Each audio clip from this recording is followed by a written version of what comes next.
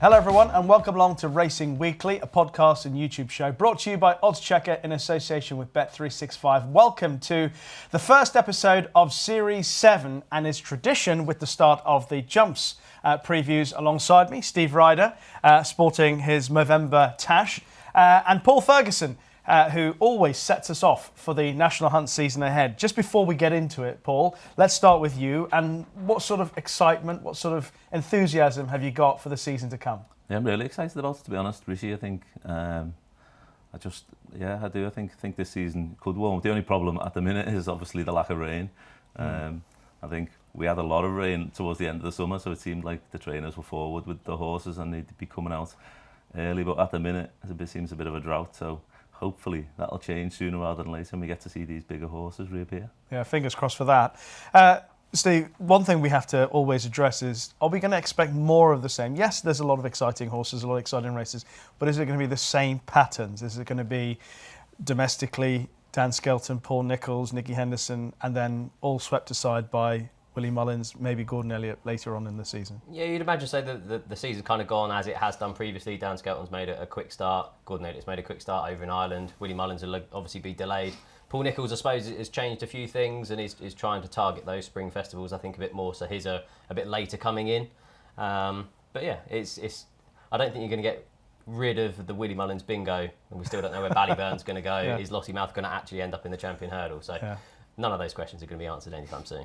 It's nice to have something familiar, though, isn't it, to start off. Paul, obviously, your horses to follow, jumpers to follow. You've done a fabulous job over the years. How much work and time and effort has gone into producing this edition? Yeah, the 18th edition now, so getting old, certainly getting older than I thought. I didn't realise I'd last that long when I started. But yeah, as always, pretty much start as soon as Punchestown's over, and buried away all summer, avoiding most of the flat stuff and hibernated and getting stuck into the jumpers to follow. So yeah, I think this year's feels more packed than ever. So hopefully those who buy it feel the same. And just tell people about the amount of actual visits you make to trainers and to stables and to actually get on the ground experience. Yeah, I think that's a bit of a misconception really. Some of the 95% of the book is my own work, and the around the yard section's my own comments on horses from said trainers. I will speak to the trainers through the summer to check the well-being of the horses, but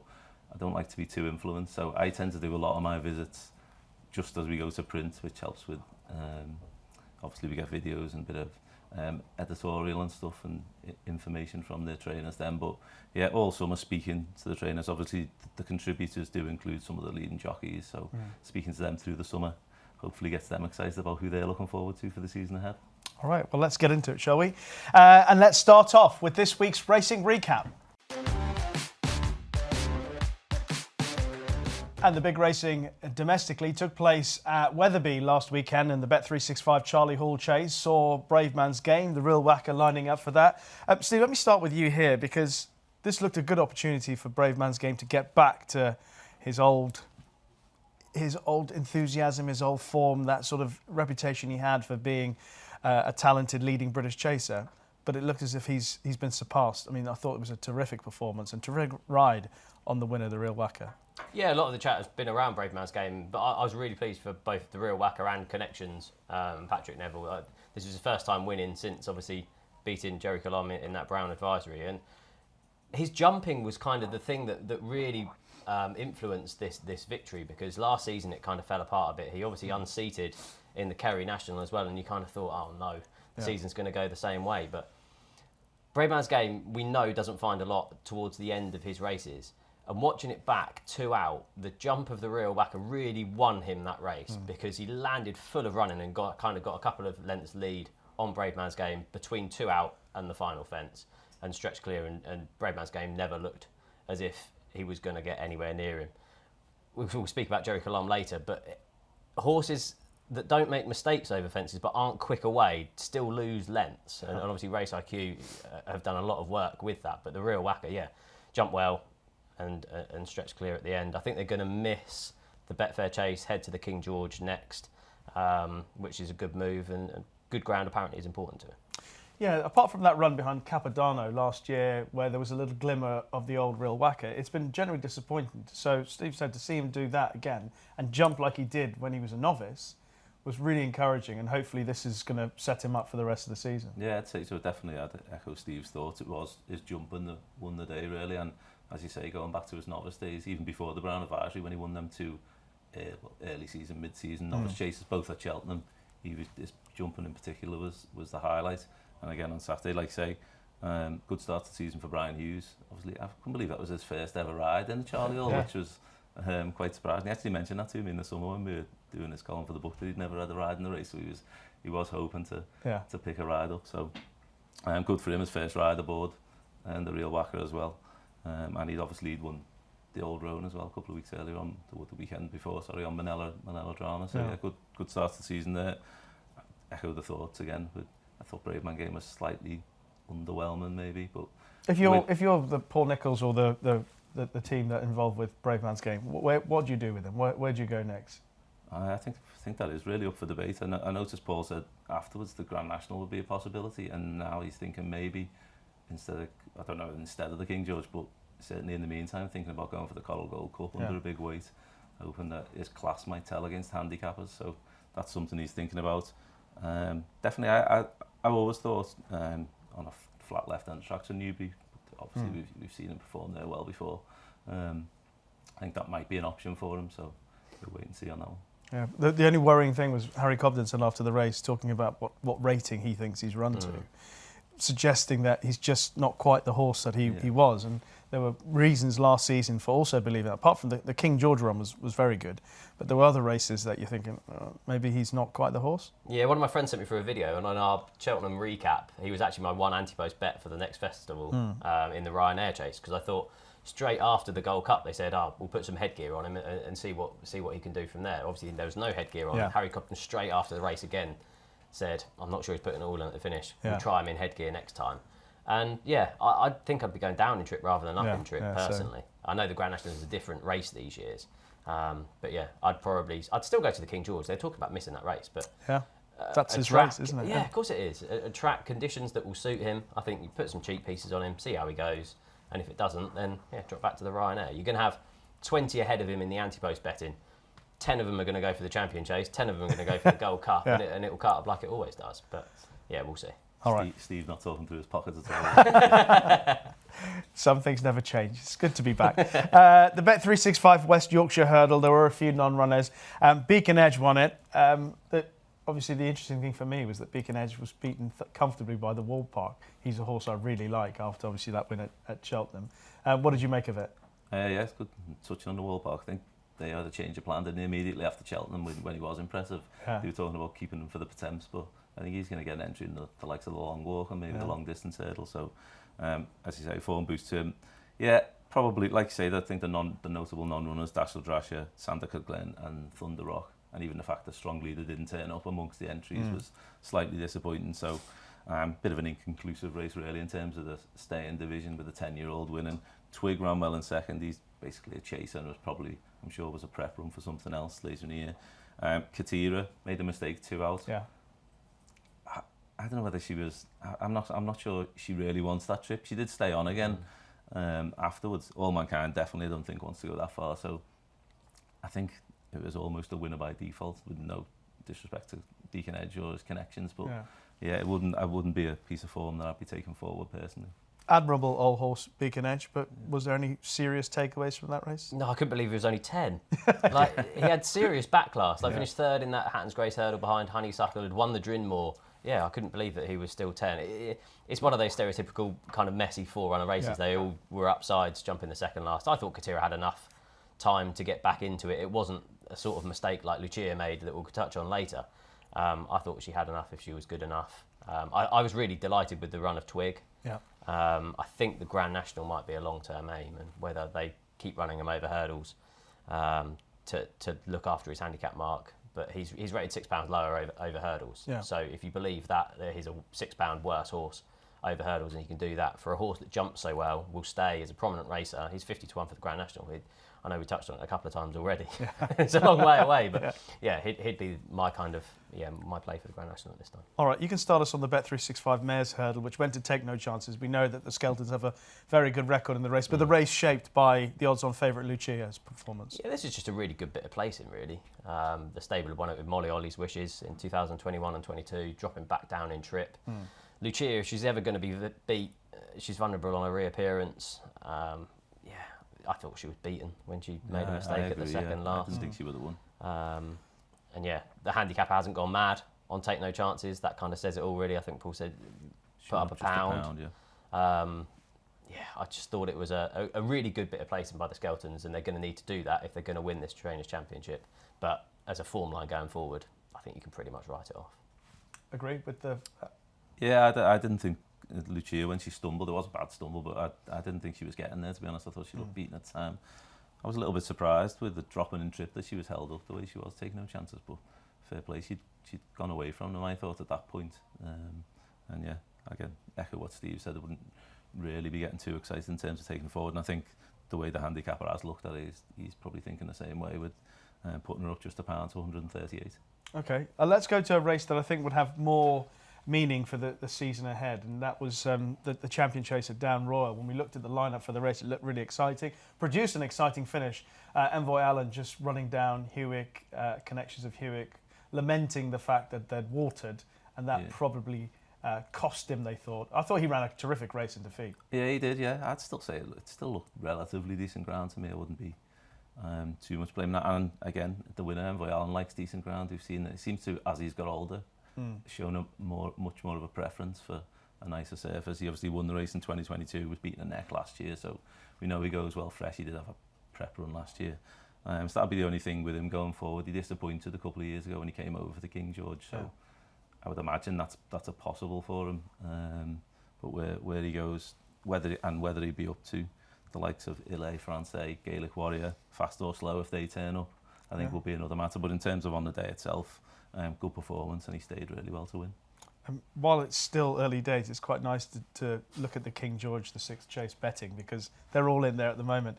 With Bet365, Ile Francais 11-4, fast or slow 4-1, Factor File 6s, Gaelic Warrior 8s, Protectorate, Envoy Allen 16s, Hewick last year's winner 16s, Ile Tom 16s and 20s bar those. How do you see what you saw in the Champion Chase and relate it maybe to the King George or something else? I was disappointed with Jerry Colomb. I think Gordon Elliott was as well. It was kind of the same story with Paul Nicholls straight after the race, because I think they thought that he was fairly spot on. I know they've said that he had a slight hold up, was a couple of weeks behind, but yeah, you'd expect him to be winning this if he's a genuine Gold Cup contender once again. I thought the 16-1 with Bet365 was fair enough around Envoy Allen, but it looks a strong race. Fast or slow would be my idea of the winner of the King George right now. Yeah. I'd love Factor File to come over and run in the race, but I don't know what, again, Willie Mullins bingo, will it be Gaelic Warrior, will it be Factor File, who knows. I thought Chianti Classico was very good in the Sodexo Gold Cup at Ascot on the weekend. Now, he's been considered really as a Grand National horse, but is it possible that he might be able to have a go at something bigger prior to that? Yeah, I think a graded chase is definitely going to be where he needs to be heading next. Paul mentioned when we were chatting before you came around the Cotswold Chase. That'd be a kind of logical target, I suppose. I was a high stakes player. I thought it was a really good race, to be honest. High stakes player was 4 from 4 over fences going right-handed. Yeah. And yeah, for him to beat him off top weight, I thought was an impressive performance. Those 2 handicap chases I got wrong that day. I opposed Chianti Classico thinking he'd be vulnerable off top weight, and I went for Master Chewy thinking that he'd be good enough to win off top weight. So yeah, I got those wrong. But a really nice horse. Yeah. And it'd be nice to see him kind of step up in class next time. He was one of the most visually impressive winners at the festival last year. The way he travelled and jumped, he had everything almost cooked, coming down the hill. He's such a likeable horse. How far do you think he can go? Putting the Grand National to one side, just as a graded chaser, do you think there's a lot of potential there? Whether he can make up into really the top level, it's still a big step, I'd say. But he's up to a mark of 157 now. They've put him up £5 more. And of the races we've talked about, this was the one I was most taken with. I think, as we've said, he beat the right horse as well. He said he's a horse with a good attitude. Does go well fresh. So that was my thinking. Maybe why possibly they'd go for something early mid-January and then giving him a break before the spring. He was given a bit of a break before Cheltenham last year. The Beecher was mentioned, but it'd be a big effort that on likely testing ground if the rain ever does arrive. Yeah. Obviously, the Grand National's the long-term aim, but if you just put it into a little bit of context, he's now 157. I Am Maximus won off 159 last year. Tiger Roll won off 150 and 159. Many Clouds, who was probably in the similar bracket that came through winning the big handicap and then stepped up into graded company. That's the horse you're kind of looking at. Will he develop into Many Clouds? He won it off 160, so he's going to need to be in that bracket if he's going to win an Aintree, but he's certainly going the right way and he's lightly raced enough. He was lightly raced over hurdles as well, so just in general, there's the scopes there to improve. For the Grand National, he's 25-1 with Bet365. I Am Maximus is the 12-1 favourite. Intense Raffles, of course, won the Irish version last season, 16-1. Gare Dominic 20s, Manila Kakuna 20s, Corbis Cross 25. So early stages for Grand National thoughts, but Chianti Classico made a good start to the season. Lots of other good performances from the weekend and the week just gone. Obviously, there's names like Brighter Days Ahead, who I think, looking back, when she won, I thought, not bad, but actually having gone back through it and received a little bit of data about it, actually it was quite an impressive performance. Her jumping was pretty good. Yeah, I like her a lot. I was really impressed with her in bumpers and through last year, and I thought she was vulnerable on Friday, to be honest. Coming back to 2 miles on decent ground against the likes of Daddy Longlegs, who was race fit. King of Kingsfield is a quick horse. He ran a fine race. He did, yeah. I thought conditions were absolutely ideal for him and thought he might have spoiled the party. And to be honest, I wouldn't have been looking to back her odds on myself on Friday. Watched the race. I was actually at Yotoxeter, watched on the little screen there. First time, obviously watched it back since. And I thought it was a good performance. As I say, the only thing, if you were being overcritical, she was out to her left slightly early on, and that was quite evident last year in her first couple of hurdle starts. So I do think she'd be better on a left-handed track. I know Gordon's talking about a possible champion hurdle bid now, whether that materialises, but with that in mind, maybe she'll be given an entry in the fight in fifth. I thought a big, expansive left-handed track would suit. We've seen Gordon's come over before for that race. That would tell us more, obviously, if Constitution Hill or Sergino turned up. I still think at this stage she's probably more likely to end up in the mare's hurdle personally, but I do think she's a high-class mare, and I thought it was a good performance. It might be quite nice that the mare's hurdle will be so competitive that they'll start avoiding each other by running in the champion hurdle. I mean, look at the way things have changed. But there were some other great performances. I mean, I'll let you go, Steve. I mean, Quebecois for Paul Nichols, the New Lion, the Dan Skelton horse. Founder 50, I thought was pretty impressive. I mean, so many. So away you go on other performances that struck a chord. Yeah, Founder 50 was the one that kind of really got me excited for the first time. I'd never been a huge fan of him, but for him to beat a Galway Plate winner in Pinkerton, giving him a stone, I thought was a really good performance. Finished second at both the DRF and in the Arkle, and then kind of was a bit more like winning Aintree, I thought. This was over 2 mile, 3.5 furlongs, so whether they go kind of Ryanair or Champion Chase, that's going to be up for debate. But yeah, I thought he was just kind of took a step forward from what he did last year and won. It was last Monday, so I'm going to do it because it's our first show. But I was really taken within the pocket on his. It wasn't his Chase debut because he ran once last year. But yeah, to beat Fallon Glory by 15 lengths, I was really, really impressed with. What they do with him is going to be quite interesting because obviously his natural target would have been last season to go to that Racing Post Novice Chase at Christmas, but that's now no longer there. I thought the Henry VIII might be an option, but Henry's come out and said that he wants to go left-handed next. So where they look through the racing schedule is going to be up for debate. But yeah, I thought In the Pocket was worthy of a 10-1 with Bet365 for the Arkle off the back of that. Okay, In the Pocket and Founder 50, a couple of names. Anything in the last week or so? You mentioned you even go back to Manila Drama and the Old Roan, for example. Those loads of performances that we've seen so far this season that are noteworthy. Just this weekend, I thought Firefox was good on Chase debuts on Friday and beat a good horse in Mossy Fen Park. I think both of them will be smart novice chasers this year and probably end up going in different directions. Firefox will probably come back and trip up. As with what Steve said, with the Grade 1 novice chase being removed over 2 mile 1 at Leopardstown at Christmas, maybe he will be kept, I thought, maybe to an intermediate trip for the Drinmore for the time being and then come back for the Arkle. Although with the Drinmore, it's interesting that I know the way you're thinking. Last year's top novice, he's still eligible. Pinkerton, who you've touched upon, who won the Galway Plate, he's still eligible like I Am Maximus was last year. So it might be a case you might see one of them be tough to beat against one of these horses who only won a beginner's chase, for instance. But Firefox jumped well. I say just had a little bit too much pace for Mossy Fen Park, but the second will be good when he goes up in trip. Looking a bit further back, again, you touched on briefly on Quebecois and the New Lion. thought the new Lion was really impressive. I was actually away last week. We had a few days away for half term, and the amount of, when I looked at my phone after racing at Chepstow, the amount of text messages I had with regards to how impressive was this skeleton horse they've just unleashed at Chepstow. Yeah.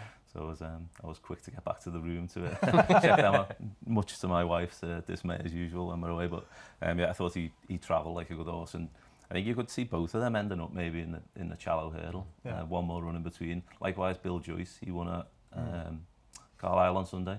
He won the same race as Johnny Who won last year. I think I put Johnny Who up as one of my horses to follow last year on the back of such a performance, and Bill Joyce won in similar fashion again. He'd be another one you'd be hoping it would develop into a graded novice for John Joe and AJ O'Neill. On that subject, right? So we're all married, aren't we? We're all. Yeah.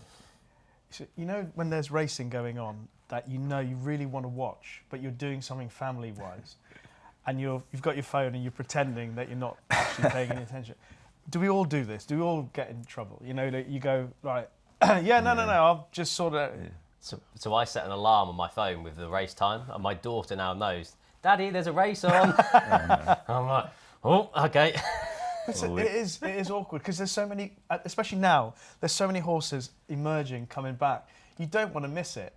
And obviously, it's very hard to explain it to your other half. Like, this is quite important. Yeah, but they don't quite appreciate it. It didn't go down too well when I said I'd rather be at Bangor on D than in Madrid last week. It's when you look in your phone through your alarms and you see 2:57 and you think, why have I got an alarm at 2:57? I was like, oh yeah. It's kind of, there was lots of racing on that day. Yeah, we were just talking off here as well. That's when, if I'm not racing at the weekend, like this week I've been down south for the weekend. I was at Southampton watching Everton on Saturday, and you get back and you go onto the racing TV or the Sky Sports racing app, and you're trying to just avoid the headline and get to the replay page without seeing the results. It's a nightmare. It's a nightmare. Yeah. But you do try and find a way. You're trying to work a way to just watch it uninterrupted, because you do want to take it in as well. Yeah. And then anyway, then you normally have to go and watch it back again because somebody's disturbed you whilst you're watching it.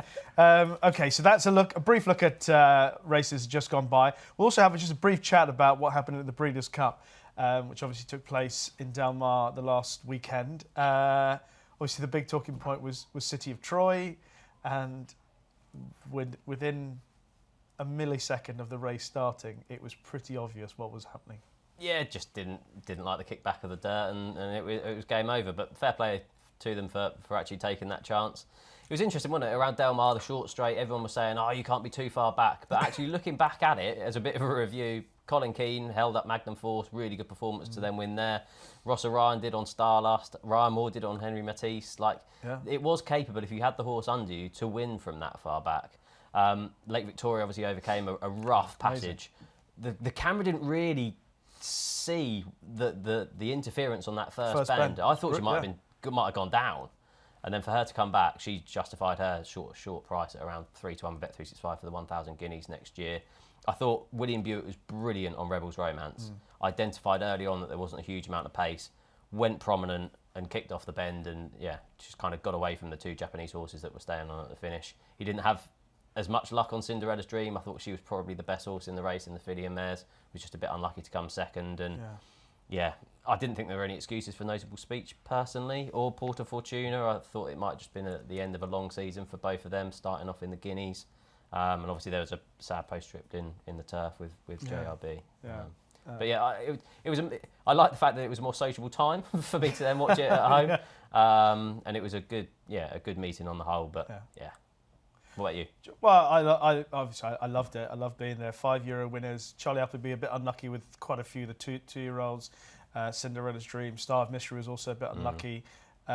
Brilliant to see new names like Colin Keane, Joe Lyons. And Ross O'Ryan, I think, is developing into an absolutely world-class rider.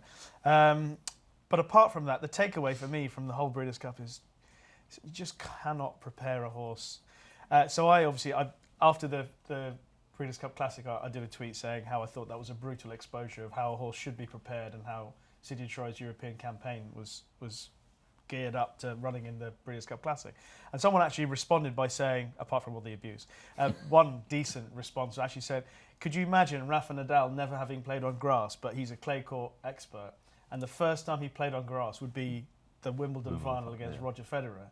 That's what you're asking City of Troy to do last weekend, because he's going into a race like that which is that Breeders' Cup Classic is probably one of the toughest, if not the toughest race on dirt in the world, and that's the first time he's getting that experience of it. I mean, that's a brutal experience for him, and I presume that in future, if anybody wants to have a runner in the Classic, they'll have to change it and teach them how to come out the gates fast, go that early pace fast. Because the other thing, when they were going from the start to the first bend, he was 15 lengths behind the leaders. I mean, and he's one of our best horses of this season. Not one of the best ever, but one of the best horses this season. That's what I found hard to take away. Yeah, the early fractions were just absolute madness. 44 seconds and change for the first 4 furlongs. I mean, that's quicker than most 5 furlong races here. Yeah. So yeah, I think it's just a question of how you prepare. I mean, Aidan O'Brien was saying, I've left no stone unturned, and I'm sure he didn't, but maybe it's a different way of approaching it in future. But yeah, did you watch much of it? Not much at all, really. I was on my way back from the match, so I was busy going through Ascot, Down Royal and Weatherby. I did see City of Troy's race. Yeah. The once I did go over to the Breeders' Cup's gone back a few years now. I bumped into Mark Johnson when I got there, and I was busy asking him if Inglis Drever had won the West Yorkshire Hurdle. So he was, I'm sure you're in the wrong country, Paul. I was like, yeah. Okay. And actually, and I said, did Nichols win the juvenile? He was like, I've got no idea if Nichols won the juvenile hurdle. And it turned out it was Twist Magic as a 3-year-old. Wow, so that's some time ago. That is some time ago. Okay, well, that's a look at what we've seen over the last week or so, both over jumps and indeed on the flat stateside. Now, before we get into our Jumpers to Follow segment, just to let you know that our sponsor Bet365 have a best odds guaranteed offer. It's available on every single UK and Irish race from 8 a.m. on the day of the race. If you take a price and the SP is bigger, Bet365 will pay you at the bigger odds. Full T's and C's can be found on the website. And now we're going to concentrate on Paul Ferguson's Jumpers to Follow. Steve and I might throw in the odd one, probably Steve throwing a few more than me. But Paul, this is an opportunity for you to give us a selection of your best horses for the season ahead. Just to briefly remind people, last year did all right, actually. Johnny Who, the horses that you gave us here, not just the book in general. Johnny Who, Etalon, Gidley Park, Nameen Lion. And Johnny Who, by the way, made a very encouraging chasing debut recently. So let's start off with your horses to follow this season. Okay, first up we've got Diva Luna, a mare who won 2 bumpers last year, trained by Ben Paulin. I think she'd obviously shown plenty at home because he pitched her straight into a listed race at Market Rasen when she won impressively, and she was even more impressive when she won the Grade 2 at Aintree. Physically, having visited Ben's late summer, you could mistaken her for a gelding, to be honest. Like she's got plenty of size and scope. But I've got a couple of mares in here, and I think Steve's probably judged on the horse to follow. He put in Jumpers to Follow. I think he might pick a mare as well. So I think this side of the Irish Sea, I think the mares Novice Hurdle division will be decent this year. Diva Luna should be high up the pecking order, I would have thought. She's speedy enough, so I would expect her to be campaigned over the minimum trip. She must be fairly ready as well. She was entered at Uttoxeter on Friday. I think the ground was too quick for her to run there, but she must be ready to go. And just digressing slightly, but I think in terms of a trainer to follow this year, I do expect Ben to have a really good season. He's got a strong team of bumper horses from last year going hurdling. One of them I've just seen has been declared at Newbury on Thursday, a horse called Royce, who won at Newbury. And he's also got a good team of novice hurdlers going Novice Chase and the Jukebox Man, obviously being probably the prominent one there. So I expect Ben to have a good season, and Diva Luna would be one who I'd be expecting to rack up a few wins in mares Novice Hurdles. All right, so that's the first one. Second? Am I going straight through my list, am I? Well, yeah, I think we just do 5, 3 and okay. Happy with that. I'll go Gidley Park, who I did include last year. I've loved him since he actually beat the Jukebox Man in a bumper. And I wouldn't be surprised if they clash again this year at some point over fences. Obviously, he won his first 3 starts over hurdles last year, despite still looking quite immature. He won the Grade 2 Classic Novice Hurdle on Trials Day, but I think it was his performance at Newbury just before Christmas that I thought was his best performance. And that kind of big gallop and track is something that will always suit him. He's a big horse if anyone's seen him in the flesh. Yeah. He's enormous. He is, yeah. And I think, in hindsight, I think Harry would even say himself, he probably ended up in the wrong race at Cheltenham with the way the ground turned, which is the way 48-hour decks now. Probably that would be a thing what trainers wouldn't like as much as ourselves. Obviously, it's a bit of a help for us when we're writing our columns and things, but in terms of when the ground can change, it turned heavy, and it was probably a bit too much for him at that stage of his career in the Albert Bartlett. But I was glad he never ran again, and he was given plenty of time. So he was actually penciled in to make his Chase debut today at Warwick, but he wasn't given an entry, I'm assuming, due to the ground. So expect him to be out soon. The race I had in mind for him was the Grade 2 over 2.5 at Newbury at the old Hennessy meeting. And I can see him definitely coming back in trip to begin with, and I think they need to allow him to stride on and hopefully utilise his jumping, which I expect will be good over fences. So, whether he's good enough come the spring to take on and beat the Irish, that's another thing. But there's definitely good races to be won with him beforehand. And there's plenty of good races over 2.5 as well. The likes of the Scilly Isles would probably be one that springs to mind for him mid-season. All right, so Diva Luna at Gidley Park, first two. Next. Yeah, Go to War, who was moved from Fergal O'Brien to Nicky Henderson's, thought I'd throw a handicapper in. He's currently rated 123. Actually, I think when I was in at the end of last season, I nominated him as being my bet of the weekend, and he never turned up. He wasn't declared for the novice handicap on the final day of the season. But his form's working out really well. He beat a horse called Caught in the Act at Ludlow, who's already come out and won for Harry Derham, and he's rated 128, I think. So I think certainly from a marker 123, I'd be disappointed if he can't win a handicap or two for Nicky, and probably something like the Jerry Fielding's probably penciled in for his reappearance, I would have thought. All right, so Go to War is the third one. Fourth? Fourth, we're going the last two actually run tomorrow at Chepstow. We're going for a second Mary. This one's Let It Rain, trained up by Dan Skelton. She too was 2 from 2 in bumpers. She won first time out at Warwick, and I like the way she was ridden that day when Harry's keeping them out wide and out the back and out of trouble. It tends to suggest he's on a horse that they like at home, I think, in bumpers around Warwick. She won easily. She then went to Ascot and beat the boys in a listed race, beat a good horse called Brecon Castle. Remind me, in that race, did she look beaten? And then just right at the end, she found her stride again. Is that the?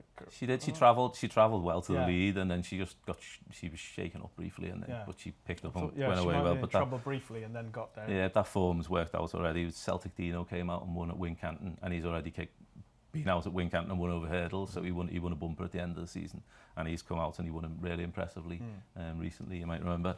So that form looks good. At the time, Let It Rain was favourite for the champion bumper, but she met with a small setback. But that might end up being a blessing in disguise. She arrives fresh, and again, she's held tons of entries now, so she's probably been ready for a couple of weeks. She runs over 2-3 at Chepstow tomorrow, which I was slightly surprised about because she doesn't look devoid of pace, but she's bred to get a trip. And I actually did think the same last week about the New Lion. I did wonder why they weren't starting at 2 because he didn't look short of speed. So who am I to question Dan? So I think it's a case at this time of year, and especially with the way the ground is at the minute. I think trainers are just keen to get them out on safe ground. So a bit like Willie does, he comes out, he'll openly say he doesn't really mind what trip they run over the maiden hurdle, and it's when they go into grade the company that they really need to be over their optimum trip. So that might be the case with her. So hopefully she'll be tough to beat tomorrow, and then we might see in a listed race somewhere after that. All right, she's very exciting. And the last of the quintet? Yeah, we're going to go with Tripoli Flyer, who was a non-runner at Ascot on Saturday and has now been declared also to run at Chepstow on Wednesday. Unfortunately, he goes against one of my other horses to follow from the book, Durancon, who's had a run under his belt, but a little bit like the first time out for Durancon, I think the conditions might just favour Tripoli Flyer in that I think Fergal O'Brien's horse is full of speed. We saw that when he won the Lingfield bumper. The horse he beat that day, Kingston Pride and Castle Ivers, both came out and won bumpers subsequently. He went to Aintree and travelled like the best horse. He should have won, really. I think he just hit the front probably a bit too soon and idled in front, and was beaten by a stablemate, Horace's Pearl. Looked 2 nice horses going forward for Fergal. I just like the way he travelled through his races last year. I think he does look probably an out-and-out 2 mile. He looks full of speed, so decent ground, drying ground for him over 2 miles. Whether he's good enough to beat Durancon, he's got a run under his belt tomorrow, remains to be seen, but there'll be 2 good novices going forward, and I expect Tripoli Flyer to make up into a smart one. Okay, so let me recap. Paul's 5, Diva Luna, Gidley Park, Go to War, Let It Rain, and Tripoli Flyer. You've got 1 bonus one, which we'll come back to, but we'll go to Steve to give us 3 to follow for the season. Last year, you highlighted Monty Starr very early on. Was he 50-1 when you first suggested for the Brown Advisory? And in fairness, he came pretty close, second to Factor File. And in most seasons probably would have been good enough to win, but up against something special. And Django Bay was another one that you put forward last year? Yeah, Grade 1 winner. Yeah, did all right last year. Yeah. So, pressure. Yeah, first one's Anno Power. She blew me away with both of her bumper victories last season. I'm really excited to see her go novice hurdling. She was far too keen on her debut, where she finished second at Exeter behind Dunskay, who went on to win another bumper, so that looked strong form. She then was fitted with the first-time hood, which was a bit of a blessing. She's travelled strongly in her races. Go back and watch that win at Ascot. It was just incredible. For her to win by 3 lengths at the finish from where she was 2 furlongs out makes her a graded performer straight off. She then followed that up, winning at Cheltenham in April under a penalty. It wasn't the strongest race, in all honesty, but at least that ticks a box for later in the season that she handles Cheltenham. She's currently 40-1 with Bet365 for the Mares Novice Hurdle. The pedigree-wise, she's quite interesting because she's a half-sister to Lecky Watson. But with how keen she was last season in bumpers, you'd imagine starting off at the minimum trip and then to just see where she goes. If she's settled over the summer in her work, they might step up in trip. But yeah, 2 mile 1 in the Dawn Run, I wouldn't see as a problem there. She was entered at Newbury on Thursday. I just checked she hasn't been declared, but she's also in a maiden hurdle at Sandown on Sunday. So we'll see where she then starts off, but she's obviously ready to go. The second is Hello Neighbour. Same connections as Bottler Secret. And has kind of a very similar profile, to be honest. Won twice on the flat and now then goes juvenile hurdling. The difference between the two of them is that Hello Neighbour has been with Gavin Cromwell throughout his career. Bottler Secret moved yards for his juvenile hurdling campaign. Now, he landed a bit of a gamble, was 25-1 into 9-2 to make a winning debut over a mile and 6 at Navan, and then followed that up when again strong in the market at Roscommon was 7-4 into even. So obviously shows a lot at home. He's rated 93 on the flat, so he's going to be one of the highest flat performers going hurdling this season. He's currently 25-1 for the Triumph Hurdle with Bet365. I haven't backed him for that, purely for the fact that Bottler Secret went to Fairyhouse rather than Cheltenham. So if Connections have done that in the past with a top juvenile hurdler, I'd probably just keep your money in your pocket for the time being. He'd probably be one after his hurdling debut to then see the trainer quotes and see if they do mention the Triumph or what they're going to do with him. But yeah, I'm excited to see him go over hurdles. And then the last, with a bit of a different profile, is going to be a handicapper who could go over fences, and that's Diamond Ree. It takes a good one of Tizard's to win a bumper on debut, won by 13 lengths at Warwick. I know Paul was keen on him. He was in the book last year, he's in the book this year. Last season didn't go to plan. His jumping was poor in novice hurdles. He did still win at Warwick in January, but again, he could jump back to that day. He still looked immature when he was second to Peaky Boy at Cheltenham in April. It'll be interesting what route they go down with him. He's rated 128. Now, with the novice handicap chase programme, he could go over fences. He's 5 going on 6, so with his inexperience, whether they give him another season over hurdles, but with that yard, you'd imagine he'll eventually go over fences. But wherever he goes this season, he's definitely going to be rated higher than 128. So yeah, definitely keep Diamond Ree on side. Okay, so Anno Power, Hello Neighbour, and Diamond Ree for Steve. The horse I'm going to prefer. So I'm very shallow, as you both know. So I was thinking back to the 2 horses physically that I thought were the best looking that I saw last season.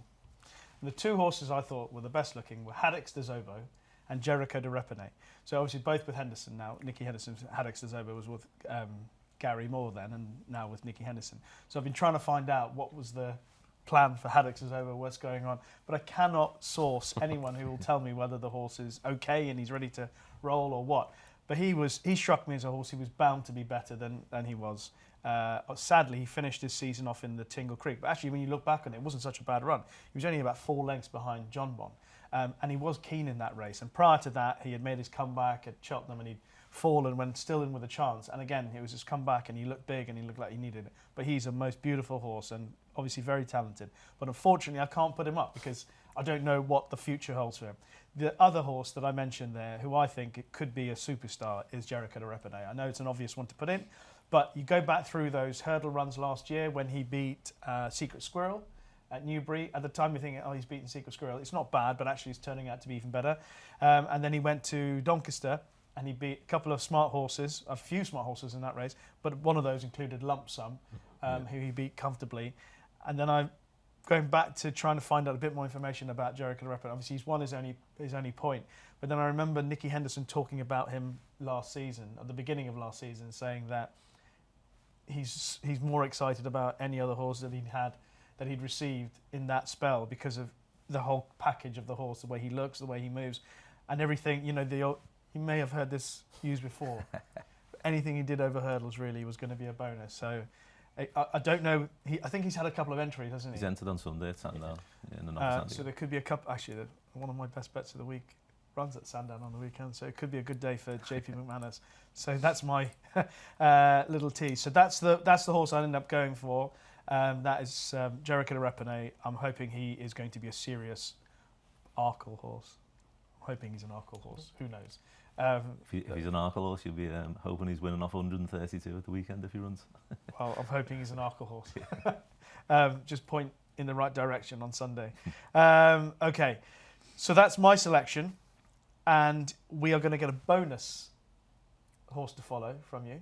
Yeah, I thought so, because last year I asked for an unraced one and managed to find Regent Stroll, who looked a picture in Paul Nicholls' yard when I went down there. What was he valued when you? It wasn't worth 660,000 when I found What an it. investment! Yeah, it would have been. I think actually saying that though, I'm sure they paid 170 for him as a store. I might be wrong, but I'm sure it was around that they paid for him as a store horse. So he was always going to cost a lot. I haven't won his 2 bumpers. When I was down at Paul's this summer, there was one. He has actually had the run, but not on the rules. Okay. The horse called Talk to the Man. Unfortunately, he seems to be a name on the lips of quite a few people who have seen in recent interviews, Tom Malone and Paul himself. But to look at a big 4-year-old, and unusually for having won a point-to-point, he's actually eligible to go down the same route as Regent Stroll because he was sold at the Goffs spring sale prior to going to Ireland to win in his point-to-point. So I think the plan will be to go for the same route because it's a 100-grand bumper. So expect to see him in that Ascot bumper in a month or so that Regent Stroll reappeared in. If he wins there, you probably won't see him again till Newbury in March. But long-term, physically, I think he's also with a big future. Talk to the man. I do remember you telling us about Regent Stroll, because then I think I worked about a week or 2 later with Megan. No. And I said to her, "Oh, is this Regent Stroll?" And she looked at me with like her jaw dropped. She goes, "How did you hear about that?" I said, "Don't you listen to Racing Weekly?" But yeah, so hopefully the same thing will happen with Talk to the Man. Hopefully. So let's just confirm those. The 5, or let's go the 6 that Paul's put up: Diva Luna, Gidley Park, Go to War, Let It Rain, Tripoli Flyer, and the bonus selection of Talk to the Man. Steve's gone for Anno Power, Hello Neighbour, Diamond Ree. I really want to put up Haddock's Zobo, but unfortunately I can't because I'm just not sure what he's going to do. So Jericho de Repene to win the Arkle, hopefully. Okay, that's the horses to follow for the season ahead. Now, before we get into our weekend preview, just to let you know of a free-to-play 6 horses challenge. It is available every weekend with prize pools available for 5 and 4 correct predictions, as well as a jackpot for all 6. T's and C's apply. So it's time to look ahead to the racing coming up this weekend, and Aintree, perhaps alongside Wincanton, where the most focus will be. The Grand Sefton, last year won by the ill-fated Geskill. I think we've got 17 entries this time around, but a couple of familiar names in there, including the likes of Percussion and Frero Bamboo. I'll let you start off here, Paul. What's your thinking for the Grand Sefton? Yeah, if you look back at last year's race, Percussion finished second of 128. He's now rated 129. I think couldn't understand why he's favourite given his record around the track, but I would say that even though there's only 17 in it, looks potentially a stronger race to me, I thought. Frero Bamboo is on 130 and finished third off 133 last year, so he's got a £4 pull for just under 3 lengths, so obviously probably not too much between them. The couple I like the look of, just at big prices, I'd be interested in maybe where the Nigel Twiston Davis trained Adalku Bihu, who runs off a mark of 132. Nigel does have a good record in races over the national fences, although he's only won this race once with a horse called Little Josh. I think we're going back 12 years maybe since he won the race. And you are taking him a little bit on trust because he was disappointing the last twice we've seen him, which was on Boxing Day in a decent novice handicap chase at Kempton and again at Cheltenham's April meeting. But if you go back through his form, even 2 years ago, he won his maiden hurdle on the 27th of October on decent ground at Worcester. Last year he won a novice handicap chase at Cheltenham on the 27th of October on good ground again, beating a horse called Railway Hurricane, who we saw run at Cheltenham recently. So I think this is probably his time here. Nigel's obviously in good form. I would imagine that it could have been the plan for some time. So I think around 16 to 1, he'd be one to be interested in. And the other one is a quirky individual, but a horse who I've long had. Don't say it. Are you going to say Harper's Brook? I'm going to say Harper's Brook, yeah. Sweet Moses. Only because 18 months, I think 18 months, season before last, I was convinced after he ran in the Ultima and he didn't stay, I was convinced that the race for him was the Topham and he never tried them. Yeah. And I've always thought that going over those fences might just spark something in him. It's what happens from the last to the line. Yeah, and that is the thing with that runner at Aintree. What's he going to do over that length of distance? But we know he's talented, but we know equally he's quirky. But it wouldn't surprise me at all. On his first half, he's moved yards. Obviously, he's now with Dan Skelton. Yeah. First start for Dan. It just wouldn't surprise me if he ran a big race at big odds. It would be interesting, wouldn't it? It'd certainly be something worth watching if he led over the last. I think if Harry manages to get him home, I think it would be definitely worthy of an aeroplane celebration if he lands that one anyway. Yeah. Just go through the prices. King Turgeon 7s, Percussion 7s, Sure Touch 7s, Frero Bamboo 8s, Idalco Bihu 8s, Late Night Pass 8s. Yeah, this is Bet365. He was 16s last night, so obviously someone's backed him overnight. Price crash. I mean, it might have just been after you. No. Arizona Cardinal 9s, Outlaw Peter 10s. Harper's Brook is 20s. So, yeah, taking your life in your hands if you're backing him, but it'd be quite interesting. How do you see the race, Steve? Is Richmond Lake still 25 to 1? Richmond Lake is 25 to 1. Yeah, I thought he was interesting. Percussion is a worthy favourite, like Paul makes the case. Like 4 tries over the Grand National fences, has placed 4 times, but ran a couple of times in the summer, which is a change to his campaign. I just thought it was a little bit interesting. But Richmond Lake is a previous winner of the Paul Ferguson's Jumpers to Follow maiden hurdle at Bangor. If you remember it well, was an impressive winner that day. Tremendous start to his career. I'm sure I presented the trophy that day. Would you have sent somebody slightly less important than you? No, not to Bangor. I'd be sent to Bangor. That's why I was at your Toxter on Friday, and Nick Craven from Weatherby's was over with you in the Breeders' Cup. Yes. Know my place. Yeah. I think he won by about 17 lengths that day. It was an impressive performance. But like the fact that this is his reappearance is no concern at all. He's won after 185 days, 211-day breaks in the past. Now, he won that Aintree race last season by 14 lengths when there was 10 runners and only 3 finished. Yeah. It was heavy ground. That was off a mark of 142. He's back down to that same mark for this. Now, he has got experience over the Grand National fences. He finished 10th in the Topham. Made a couple of mistakes on the way round, but this is a logical early season target, obviously being in the colours of Trevor Hemmings. Those silks were successful in 2018 with Warrior's Tale. I just thought 25 to 1 for a yard who've already had a big early season win in the Old Rome with Manila Drama. I thought Richmond Lake was quite interesting at 25 to 1. Yeah, 25 to 1. Richmond Lake, one of the outsiders for the Grand Sefton. I like Late Night Pass just because I felt this is more of a suitable test.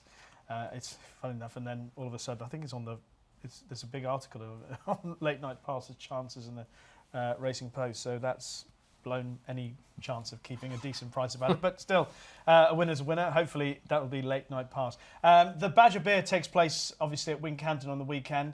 Paul Nicholls, who I think has won it 11 times. He's got Mufasa as a top of the market, 4-1 joint favourite with the Changing Man. Blackjack Magic for Anthony Hannibal, 7-1. Copperhead, 7-1. Lord Accord, 7. Some of our old favourites in there. Steve, I'll let you start on this. How do you see it? I thought Race Fitness could win this, to be honest. There's 2 I liked. I thought Copperhead is interesting at 7s. I'd kind of written him off. I thought he was past his best. Yeah. And I know he won that Veterans Chase on his reappearance, beat Certainly Red and Good Boy Bobby. And I thought, OK, fair enough, that's your one win for the season. But then there was absolutely no fluke about his win at Aintree last time, won by 14 lengths. That was his best performance on RPR since March 2021. And there's absolutely no fluke around it. Freddie Ginger, once again, will take off £3. I thought 7-1 was pretty fair around him. But the one I'd prefer is Lord Accord. Now, the thing with him is ground. Ground is so crucial to him. He's 0 from 6 on ground that's soft or slower, whereas he's won 8 times in his career, and 6 of those have come on good ground and 2 of those on good to soft ground. So ground is so important. At Wincanton, it's going to be good ground, at least. Yeah. It's going to be really quick there. He's won both of his starts this season after a 57-day break, won by 16 lengths at Sedgefield, won by 16 lengths at Wincanton, off a mark of 128. That's still lower than 3 of his chase victories in his career, so he's still well handicapped. He's race fit and will love the ground. I thought 7-1 was pretty big. All right. Lord Accord should enjoy the ground in the Badger Beer. 7-1 Bet365. What about you, Paul? I can see him going well. Again, we've got last year's winner in the race, Blackjack Magic. Rated 136 now, won it off 132 last year. So again, would need to show an improved performance. Copperhead, I was at Aintree last week 2 weeks ago, last Sunday, but he's gone up £8 for that win. I was impressed by him, but he's off a mark of 130 now, so again, he'll need to improve again. I think Joe Tizard's other runner, if he does indeed run the changing man, it'd be interesting. Second season novice, but he's got other entries in novice handicap chase over the weekend, so whether he turns up remains to be seen, but he's probably definitely capable of winning races over fences. I'm from that mark, I would have thought, so he was given a couple of tough tasks last season, and Joe's in good form. The one I did come down on though was Mufasa. I didn't really expect him to be favourite, to be honest, but he was slightly disappointing. His form sort of tailed off last year. He joined Paul Nicholls from Michael Scudamore. Does go well fresh, so I'm hoping that Paul's got him ready. We know that some breathing up like quite a few of Paul's. Decent ground suits him as well. But I think, Steve touched upon it. Paul's change of tact somewhat. That a lot of his horses at Chepstow did appear like they needed the run, or that they'd step forward for the run. But we have seen him when he's had a specific target in mind, that he has trained first time out winners. Rubo, who we'll get on to shortly, was a good example of that at Kempton. So I can imagine, given the record in the race, like it's touched upon, I would imagine that Mofasa's been trained for this. I'm just not sure whether he is the hardiest of individuals, but I do think he wants a flat track, good ground and fresh. So I think he's got a lot in his favour on Saturday. So they expect a big run from him. And say this time last year, I think we were talking about how good Broadway Boy was at the start of the season. He bumped into him before he went to Huntingdon and won his novice chase. So I just think conditions are favour. If he's going to win a big race, it's likely to be Saturday, I would have thought. Exactly my sentiments indeed, that this is a target race, I think, for Paul Nicholls, as it has been. That's why I pointed out he's won it 11 times before. He's mentioned about Mufasa having had the wind up during the season last season, but then he had a couple of runs where conditions were against him. And you go back to Broadway Boy, I think a lot of fans of Broadway Boy on this show. So considering, I think that was the real Broadway Boy as well at that time of the season, and I thought that was a really good run.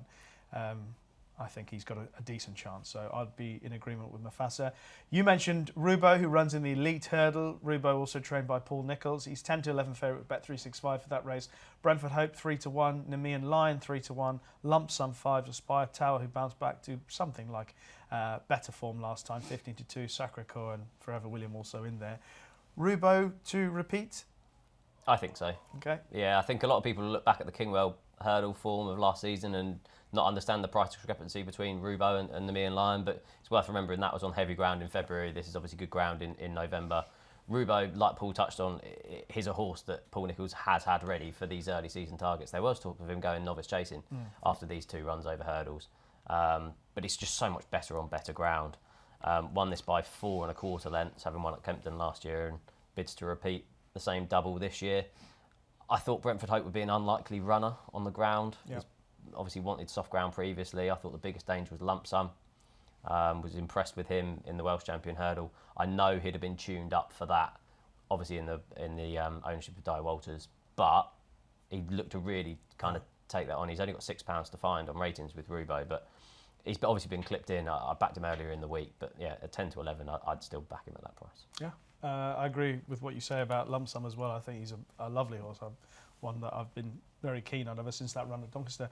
But I think Rubo's the test at 2 miles at Wincanton, that quick 2 miles which Rubo proved last year that he's obviously adept at, might just be a little bit too much. What about you? Yeah, I'd agree totally. I think conditions are just absolutely ideal for Rubo. I can understand why they do keep stalling on the chasing career, because I think it was, we'll have one run at Kempton and go chasing. Yeah. And then they've looked at this with the way the weather's been, they're probably thinking, why not? And they think like it's worth a good bit of money. So it's money towards the Trainers' Championship as well. So it's better than winning a £5 novice chase somewhere, which you can do next time, hopefully. Yeah. So I imagine that some of that was the thinking behind it as well. Yeah, I think just under the conditions, he'll be difficult to beat. Assuming Aspire Tower doesn't come over, I don't know if he will. It'd be interesting, but as we stand, we don't have the weights available to us. But the penalty structures, I think Rubo will carry a full penalty. I think Aspire Tower would dodge the penalty with having won a conditions race last time rather than a listed race. It'll be interesting to see if that's correct when it comes out. I think Lump Sum will have picked up a £4 penalty for the Welsh Champion hurdle success. He was impressive there, and I think the ground was fairly decent there. I was there that day at Fosslas, and he quickened away. And the one thing I did think he improved upon his novice form was his jumping at Fosslas. I thought he jumped a lot better. So again, I think a sharp test is what Lump Sum needs. I think he's a 2-miler, but I think it's still a bit of a step forward for him to get up to Rubo's level. So yeah, I'd be in agreement with Rubo.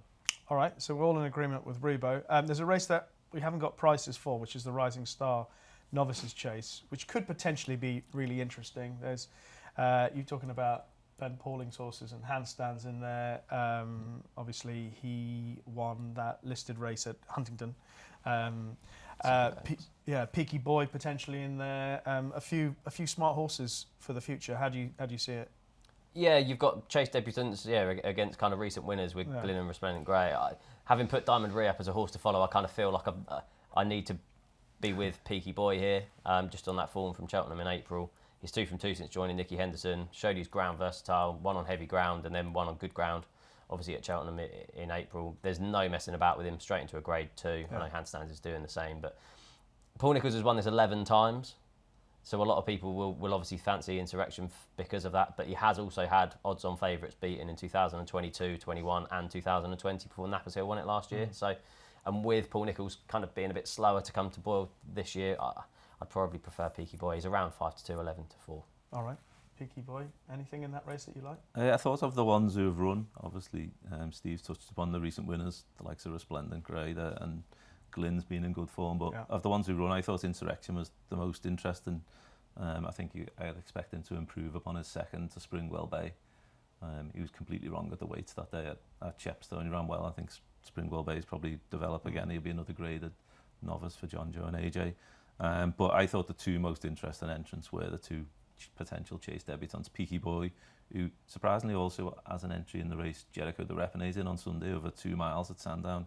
I thought if anything, later in the season we'll be seeing Peaky Boy go up to 3 miles. So I thought he'd start off over this sort of trip. Yeah. He's versatile in terms of ground because he won on heavy on New Year's Day, I think it was, and then at the April meeting it was good ground when he bounded away. He'd be interesting, but I say handstands was, I think he had £7 in hand on him. If they were meeting in a handicap early, he'd be giving him £7, so they'd be off level weights here. Ben started the season well, good looking horse. As you say, that Sydney Banks win is probably the standout piece of form over hurdles. So if he jumps well, I think handstands will probably take a bit of beating. Yeah, he's quite an exciting horse to look forward to, as is Peaky Boy. That's the Rising Star.